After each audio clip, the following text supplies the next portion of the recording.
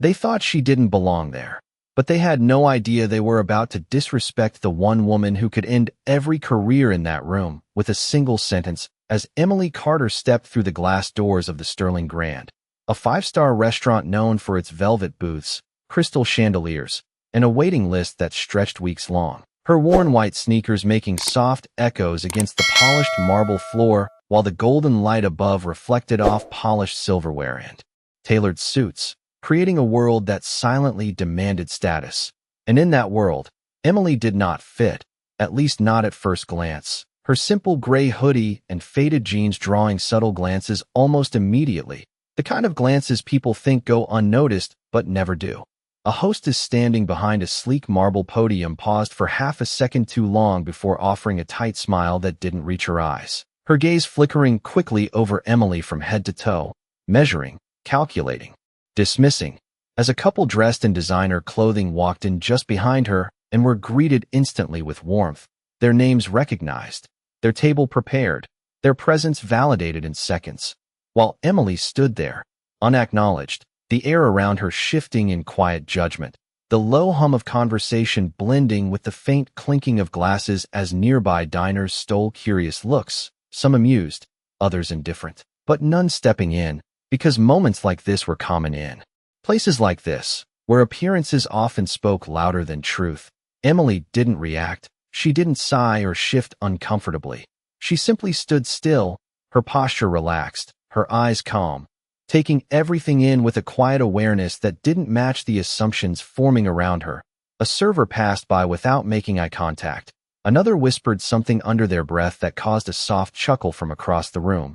And then finally, the manager appeared, her heels clicking sharply against the marble like a metronome of authority, her posture straight, her expression composed but edged with impatience as she approached Emily with a practiced smile that carried just enough politeness to remain professional but not enough to be kind.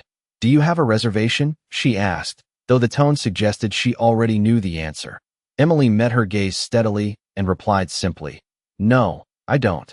And for a brief moment, the silence between them stretched, the kind of silence that makes people turn their heads without knowing why. The manager's smile tightened slightly as she glanced toward the fully booked dining area, then back at Emily, her voice lowering but still loud enough to be heard by those nearby. "I'm afraid we're fully booked tonight," she said, her words precise, final, but not entirely honest, because just behind her, a table remained open, held for someone important, someone expected, someone who, in her mind, definitely did not look like the woman standing in front of her now. And still, Emily didn't argue, didn't plead, didn't explain. She simply nodded once, her expression unchanged, as if she had heard those words before, as if she had expected them.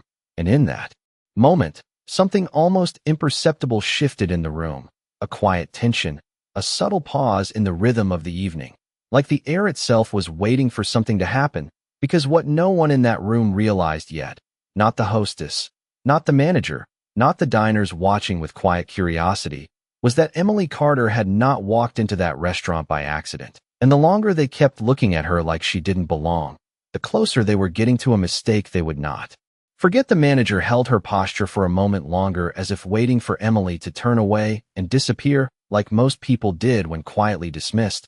But Emily did not move. She simply shifted her gaze slightly, not toward the exit, but toward the dining room, observing the open table that had not yet been claimed, her eyes lingering there just long enough for the manager to notice. And that small detail seemed to irritate her more than anything else, because it broke the unspoken rule of places like this, that people who did not belong should not question what they saw. "That table is reserved," the manager added quickly, her tone firmer now, almost defensive, even though Emily had not said a single word about it. And the nearby hostess straightened, sensing the subtle shift in authority, while a couple seated near the front leaned in slightly, their conversation fading as curiosity took over, because something about Emily's stillness felt unusual, not confrontational, not embarrassed, just present in a way that made the situation harder to ignore, and that presence unsettled the rhythm of the room. The manager crossed her arms lightly, a gesture disguised as composure but rooted in control. "If you would like," "There is a cafe 2 blocks down that might be more suitable," she said, her voice carefully measured. But the implication landed clearly enough for those within earshot. A soft ripple of murmurs followed, not loud, not overt, but enough to confirm that the moment had become public, and still Emily did not react the way they expected. She did not defend herself or explain her purpose. She simply reached into her pocket and glanced at her phone for a brief second, not in frustration, but as if checking time, as if she was exactly where she needed to be, and that calmness only deepened the discomfort in the manager's expression, because now it no longer felt like she was in control of the interaction. A server passing by slowed slightly, pretending to adjust a tray just to listen, while another staff member whispered behind the bar, their eyes flicking back toward Emily with growing curiosity. And in that moment, the manager made a decision, one that she believed would end the situation cleanly. "I am going to have to ask you to step aside so we can assist our guests," she said, her tone sharpening just enough to draw a line. And with that, she gestured subtly toward the entrance, a quiet dismissal framed as procedure, the kind that usually worked without resistance. But Emily did not step aside. She did not raise her voice or challenge the instruction. She simply lifted her eyes again, meeting the manager's gaze with a steady calm that carried no apology, no hesitation, just a quiet certainty that did not match the role they had assigned to her. And for a split second, something flickered across the manager's face, uncertainty, quickly masked by professionalism, because what she could not understand was why this woman, dressed so simply, standing alone in a room that clearly did not welcome her, seemed completely unbothered by being turned away, as if the outcome of this interaction had already been decided somewhere beyond this moment. And that was when a faint sound broke through the tension, the low hum of a car engine pulling up outside, followed by the subtle shift of attention from the front windows as a few heads turned. Instinctively, not out of concern, but recognition, because whatever was arriving did not belong to an ordinary evening. And as the manager followed their gaze for just a fraction of a second before looking back at Emily, something unseen had already begun to change, and the balance in the room, once firmly in her control, started to tilt in a direction she could not yet see. The soft glow from outside spilled through the tall glass windows as a sleek black car came to a quiet stop at the curb, its polished surface reflecting the city lights like liquid metal. And though no one had yet stepped out, the presence alone was enough to shift the energy in the room, a subtle ripple of attention moving from table to table as conversations faltered and eyes drifted toward the entrance. The kind of reaction reserved for someone important, someone expected. The hostess instinctively straightened her posture, smoothing her uniform, while a server near the door adjusted his tie without realizing it. And even the manager, who just moments ago had been so certain of her authority, found her gaze pulled briefly toward the entrance before snapping back to Emily, as if trying to reassert control over a situation that was beginning to feel unfamiliar.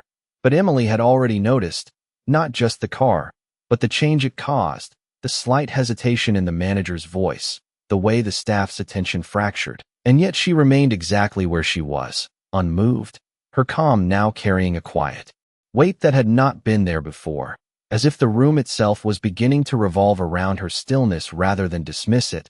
The manager cleared her throat, attempting to reclaim the moment. "Ma'am, I need you to step aside," she said again, this time more firmly, her voice cutting through the low hum of the room. But there was something thinner beneath it now, something less certain, and when Emily did not immediately respond, the silence that followed stretched longer than it should have.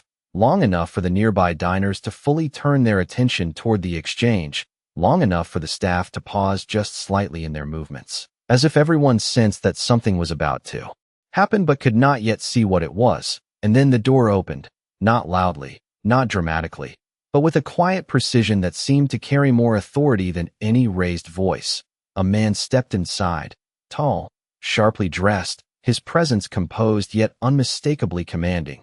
His eyes scanning the room quickly, not with curiosity, but with purpose, and the moment his gaze landed on Emily, something shifted instantly. His posture straightened, his expression tightened, and without hesitation, he moved forward, each step measured, direct, cutting through the space between tables as if the path had already been cleared for him.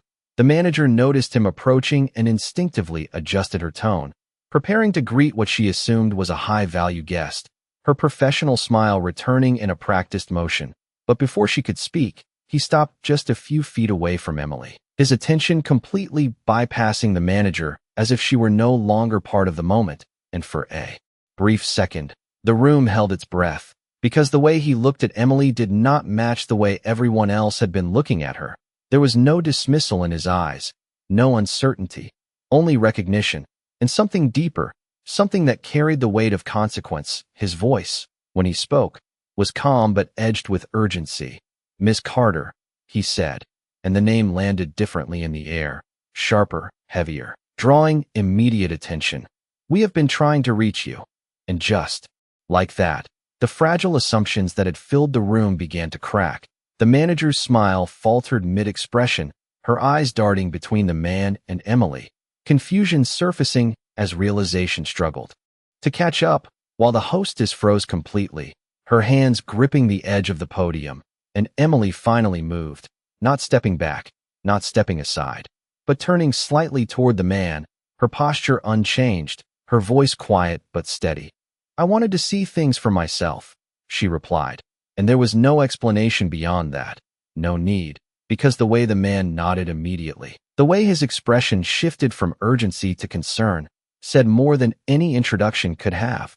And in that moment, the room fell into a silence so complete it felt almost tangible, the kind of silence that only appears when something undeniable has just been revealed, even if not fully understood yet. And the manager, standing just inches away, suddenly realized that whatever she thought this situation was, she had been wrong from the very beginning. The words settled into the air like a quiet detonation, not loud, not explosive, but impossible to ignore as the man's voice carried a weight that instantly reshaped the room. And for a moment no one moved, not the hostess, not the servers, not even the diners who had been whispering just seconds before, because something fundamental had shifted, something that could not be undone. The manager felt it first, the sudden drop in certainty, the way her confidence seemed to slip beneath her feet as she replayed every word she had just spoken, every glance she had allowed, every assumption she had made. Her posture stiffened, but it was no longer the posture of authority. It was the posture of someone trying to recover control that had already been lost. Her eyes moved quickly between Emily and the man beside her, searching for clarity, for confirmation, for anything that would explain what she was now seeing. But the answer came not from explanation, but from recognition, because the name had already begun to circulate, whispered from one table to another. "Carter," someone murmured under their breath, and another voice followed, quieter but sharper. "Is that?" And the realization spread not through volume, but through silence, the kind of silence that grows heavier with each passing second. The manager opened her mouth, perhaps to correct herself, perhaps to reframe the situation, but no words came, because there was no version of this moment that could undo what had already happened. And then the man turned slightly, his attention finally shifting toward the manager, his expression no longer urgent, but controlled, measured, the kind of expression that did not need to raise its voice to be heard. "This is Ms. Emily Carter," he said, his tone steady, deliberate, leaving no room for interpretation. "Chairwoman of Carter Hospitality Group," and the title landed with a finality that echoed through the room, heavier than any accusation, sharper than any confrontation, and just like that, everything aligned.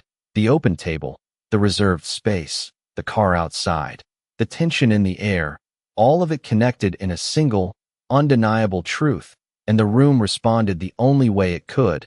It went completely silent, not a polite silence, not a passing pause, but a full, unmistakable stillness, the kind that freezes people.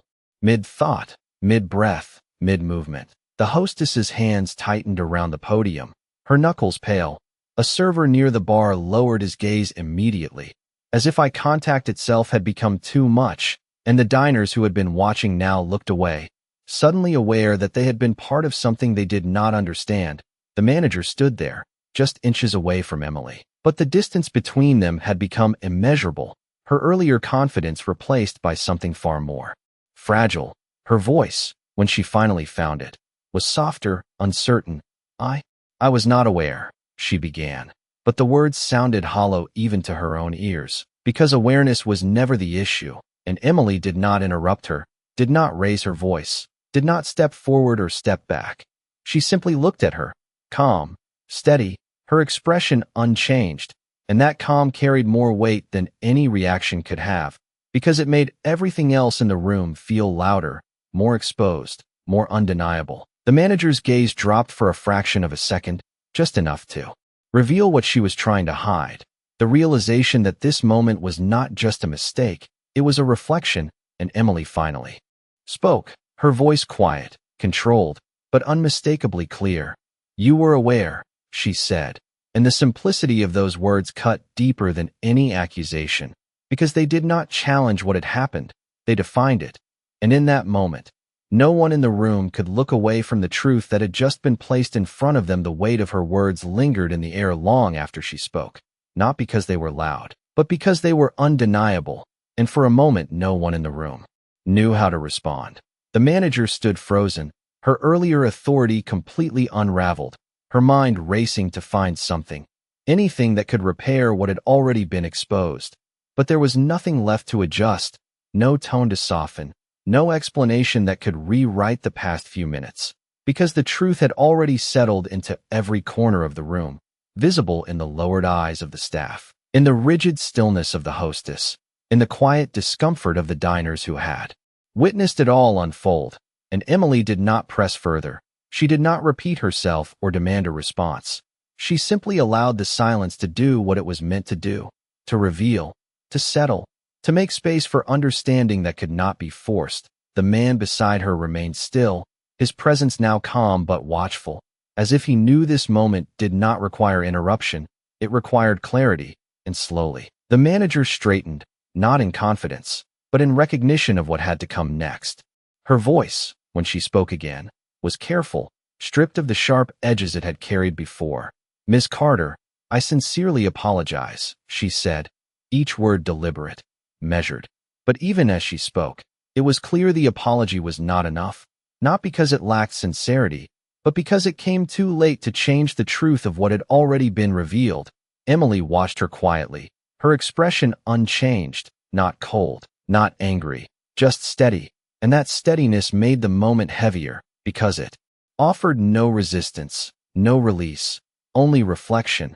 The manager hesitated, then added, "If we had known."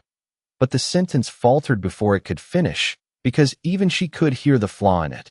And Emily's gaze did not shift. "That is exactly the problem," she said, her voice still calm, still even, but now carrying a quiet weight that reached beyond the manager, beyond the staff, into the entire room.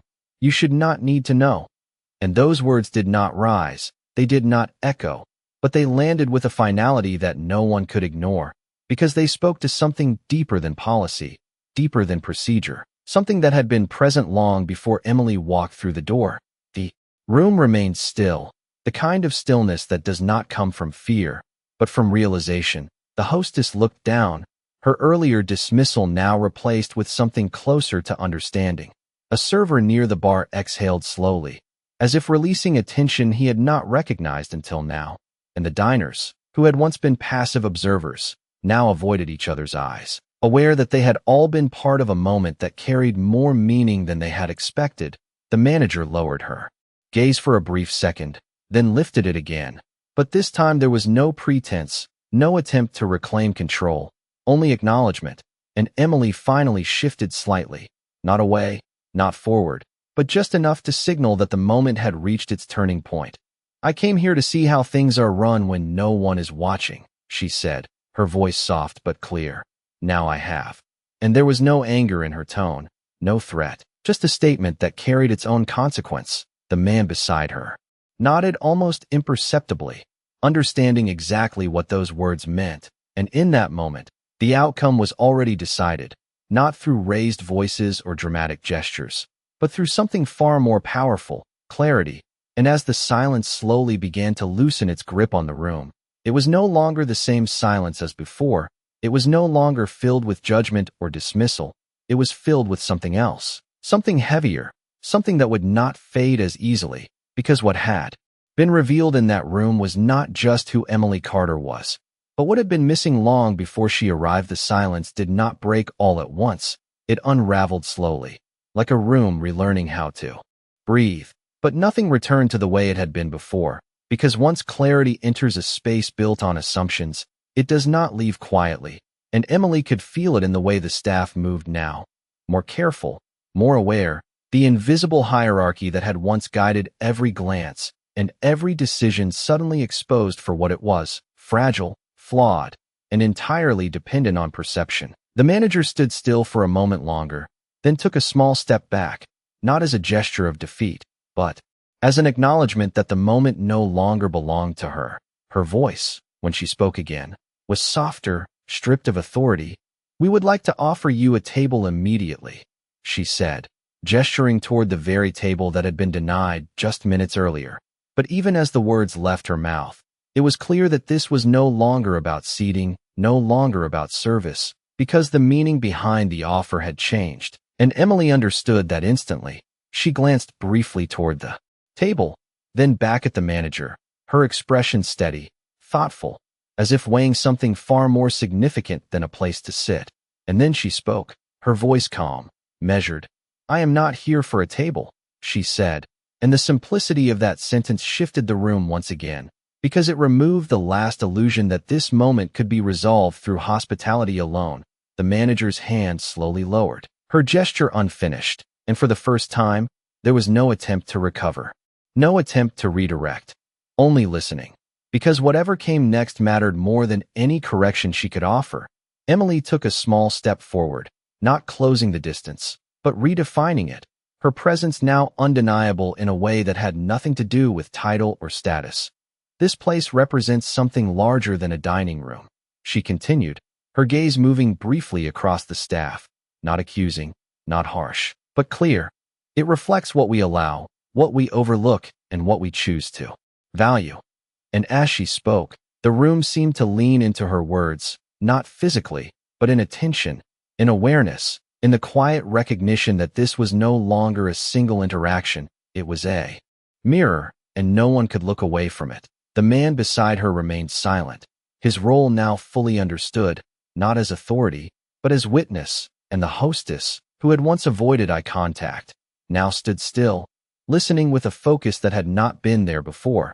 The manager nodded slowly, not in agreement, but in understanding, because the weight of what Emily was saying did not require approval. It required acknowledgement, and Emily paused, just long enough for the meaning to settle, for the silence to carry it through the room. "You did not refuse service because of policy," she said, her voice still even, still controlled. "You refused it because of assumption." And that word, assumption, lingered longer than the others, because it was not directed at one person, it was directed at all of them, at the system they operated within, at the habits they had normalized, at the quiet judgments they had never questioned. And in that moment, no one moved, not out of fear, but out of recognition, because the truth had shifted from something external to something internal, something that could not be corrected with a single apology or a single action, something that required change. And Emily's gaze returned to the manager, not demanding, not harsh, but steady, as if waiting not for an answer, but for understanding. And in that stillness, the room was no longer defined by who belonged and who did not. It was defined by what had just been revealed, and what would happen next would determine whether that revelation meant anything at all. The room did not move, but something inside it had already begun to shift, not in sound, not in motion, but in understanding, the kind that does not announce itself. It settles quietly, changing the way people see what has always been there. And Emily could see it now, in the lowered shoulders of the staff, in the way the hostess no longer avoided her gaze but held it briefly before looking down again, not out of fear, but reflection. The manager stood still, her posture no longer defensive, no longer performative, but present in a way that suggested she was finally listening beyond the surface of the moment. And that was when Emily took another small step, not forward in dominance, but forward in purpose, her voice calm, steady, carrying clearly through the stillness. "This is not about one interaction," she said, her gaze moving slowly across the room, including everyone now, not just the manager. It is about a pattern that becomes invisible when no one questions it. And those words did not accuse. They revealed, and the difference mattered, because no one in the room felt attacked, but everyone felt seen, even those who had said nothing. Even those who had only watched. The man beside her remained silent, but his presence reinforced the gravity of the moment, a quiet confirmation that what was being said was not temporary, not symbolic. It was real, and it carried consequence. The manager inhaled slowly, as if steadying herself, then spoke, her voice lower, more grounded than before. "What would you have us do?" she asked. And the question itself marked a shift, because it was no longer about defending what had happened. It was about confronting it. And Emily held her gaze for a moment, measuring not the words, but the intention behind them. Then she answered, not with anger, not with punishment, but with clarity. "Start by seeing people before you evaluate them," she said. And the simplicity of that instruction made it heavier, not lighter, because it removed every excuse, every layer of policy or protocol that might hide behind. It placed responsibility exactly where it belonged, in the choices made moment by moment. The manager nodded slowly, absorbing the words, and for the first time since the interaction began, there was no resistance in her expression, only understanding, quiet and unguarded. A server near the bar shifted slightly, as if something inside him had just aligned, while a diner who had once watched with mild curiosity now looked down at his table, his reflection faintly visible in the polished surface. And Emily let the silence return again, not as pressure, but as space for the room to process what had just been said, because change did not happen in noise. It happened in moments like this, when everything became clear at once. And then she turned slightly, her attention returning to the manager, her voice soft but final. "What happens next is not about me," she said. And the meaning of that sentence carried further than any directive could have, because it shifted the focus away from the moment and onto the future, onto what would remain after she left, onto what would define this place when no one was watching again. And the manager understood that. It showed in the way she straightened, not to reclaim authority, but to carry responsibility. And, for a brief second, their eyes met in complete understanding. No hierarchy, no distance, just recognition of what had been revealed and what now had to change. And in that moment, the room was no longer waiting for a reaction. It was waiting for a decision, not from Emily, but from those who had just been given the opportunity to see differently. The silence that followed was no longer heavy. It was deliberate, like the final note of a song that refuses to fade too quickly. And in that stillness, something remarkable began to take shape, not through dramatic gestures or loud declarations, but through small, undeniable shifts in behavior, the kind that reveal change before it is ever spoken. The manager turned slightly, her gaze moving across her team, not with authority, but with intention, and for the first time, the staff responded not out of routine, but awareness. The hostess stepped out from behind the podium, her posture different now, no longer guarded, but open, and when she looked at Emily, there was no hesitation in her eyes, only respect, quiet and genuine.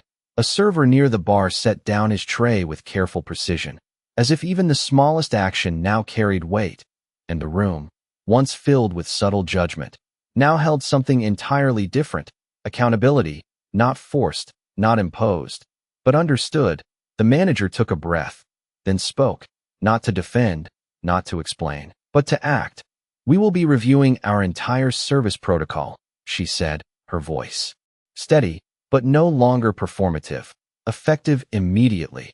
And the words did not echo loudly, but they carried through the room with clarity, because this was no longer about one guest, one mistake, or one moment.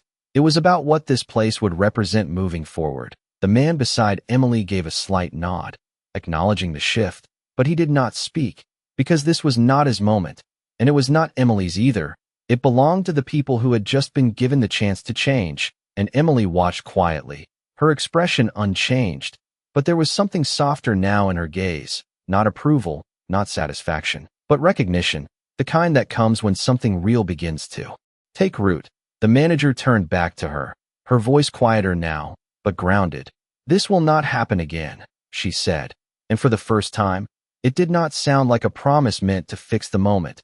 It sounded like a commitment meant to outlast it.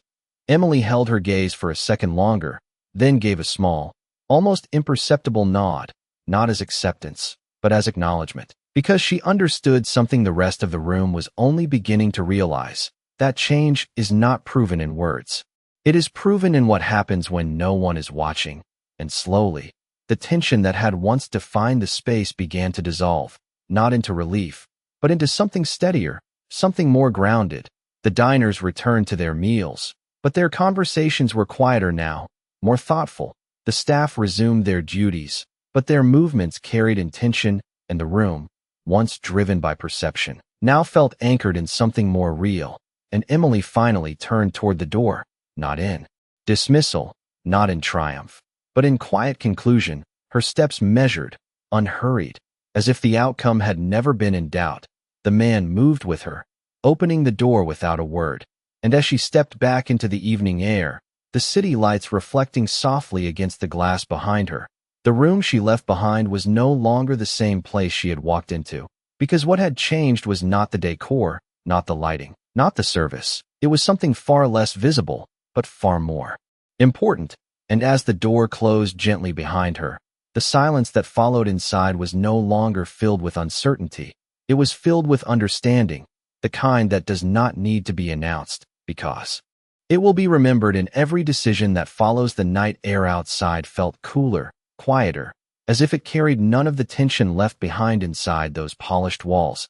And Emily paused for just a moment on the sidewalk, not to look back, but to breathe, the city moving around her in its usual rhythm, cars passing, distant voices blending into the hum of evening. And yet something about the moment felt complete, not because everything had been fixed, but because something important had been revealed, and that mattered more than immediate perfection. The man beside her stood respectfully at a slight distance, waiting, not for instruction, but for acknowledgement. And when she finally turned to him, her expression was calm, composed, unchanged from the moment she had first stepped inside.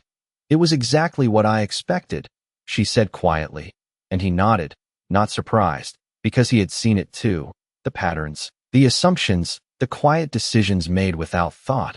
But now, they had been seen, and once something is seen clearly, it cannot return to being invisible. Inside the restaurant, the shift continued long after she left. The manager remained standing where she had been, not out of uncertainty, but reflection, her eyes moving across the room, seeing it differently now, noticing details she had overlooked before, the way a server hesitated before approaching a table, the way a guest was greeted or ignored, the small choices that built the larger picture. And, for the first time, she understood that leadership was not just about maintaining standards. It was about questioning them. The hostess adjusted her posture again, but this time it was not to appear professional.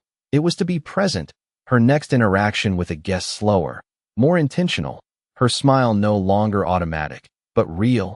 And the diners, though they had returned to their conversations, carried a different tone, quieter, more aware, as if they too had witnessed something that reached beyond the evening, something that would stay with them longer than the meal. Back outside, Emily began to walk, her steps steady, unhurried, the city lights reflecting softly against the pavement, and there was no sense of victory in her expression, no trace of satisfaction in proving anyone wrong, because that had never been the point.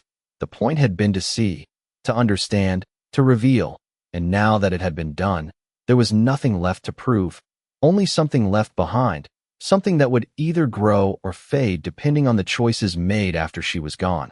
The man opened the car door for her, and before stepping inside, she paused once more, her gaze lifting briefly toward the building.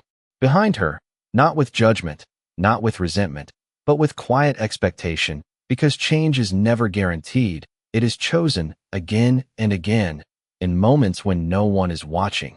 And as she sat down, the door closing softly beside her, the car pulling away into the flow of the city, the restaurant remained where it was, unchanged in appearance, but no longer the same place. Because what had happened inside was not just an incident, it was a mirror, and whether they chose to remember it or not would define everything that came next. And somewhere between the fading sound of traffic and the quiet glow of the city lights, one truth lingered, simple, steady, and impossible to ignore. That respect is not given to those who appear worthy. It is revealed in how we treat those we believe are not. And that night, in a room filled with polished surfaces and practiced smiles, that truth had finally been seen.